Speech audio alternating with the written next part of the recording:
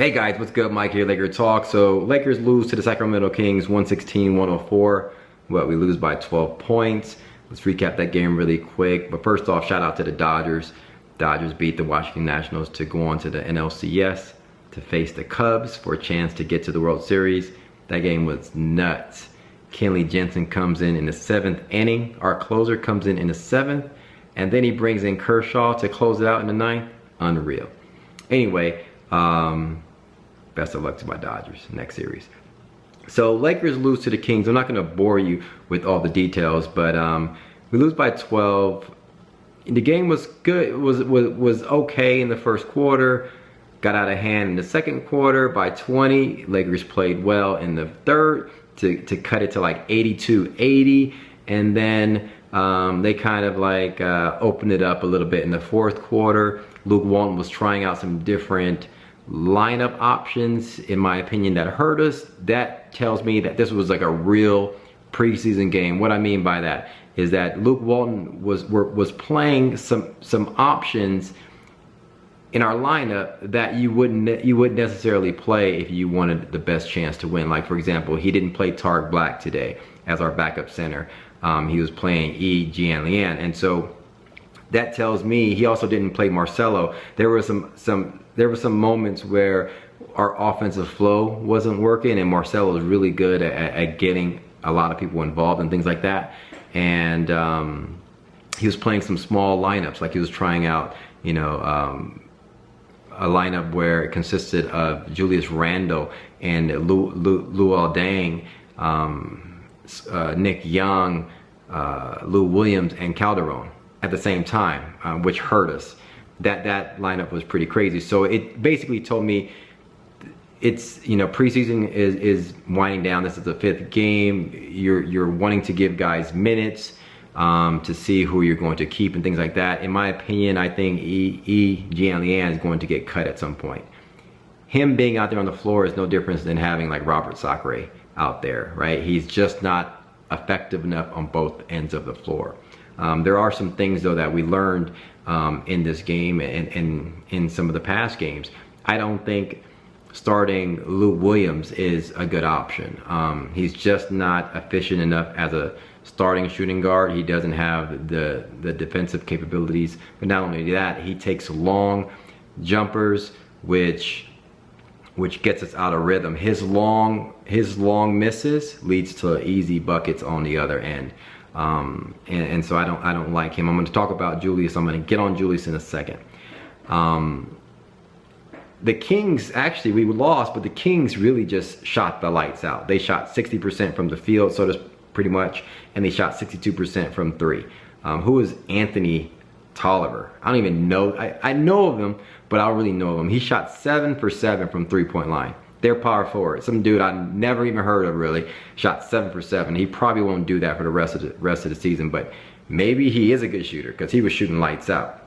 I mean, you had Jordan Farmer lighting it up. You know, Aaron Aflalo played well. Darren Collinson played well. Rudy Gay. They didn't even have Boogie Cousins, but pretty much everybody else shot the lights out.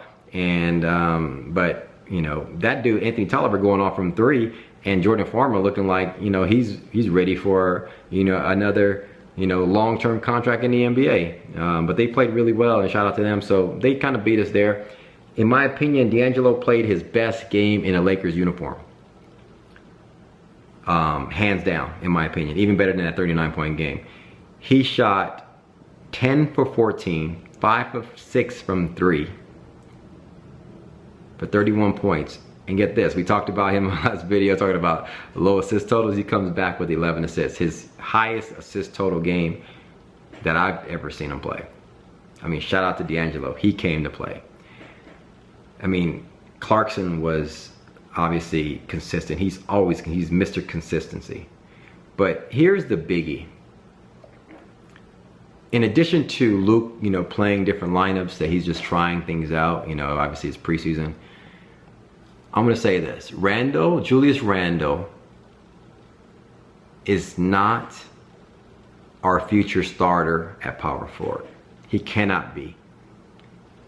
To me, his game is perfect for being a role player and being somebody off the bench. Let him give us exactly what he does today and bring him off the bench.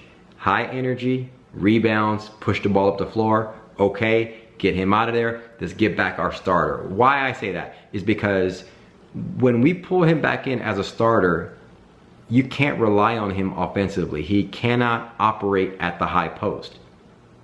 We need a power forward. We need to make a trade at some point.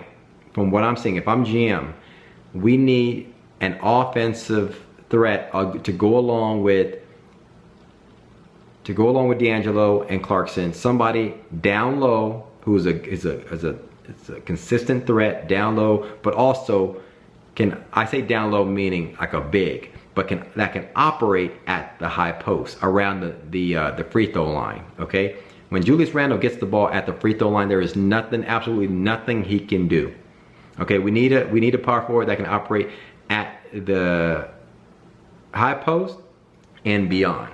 Okay, you give Randle the ball out there, he can't do anything. All he can do is push the ball to the floor and get buckets in transition and go for loose balls. That's it. Okay, outside of that, if and when our outside shot isn't falling, we shot a lot of three-pointers today and a lot of them didn't go in from other players. And guess what? That leads to easy buckets for those guys on the other end. We need another scoring option down low.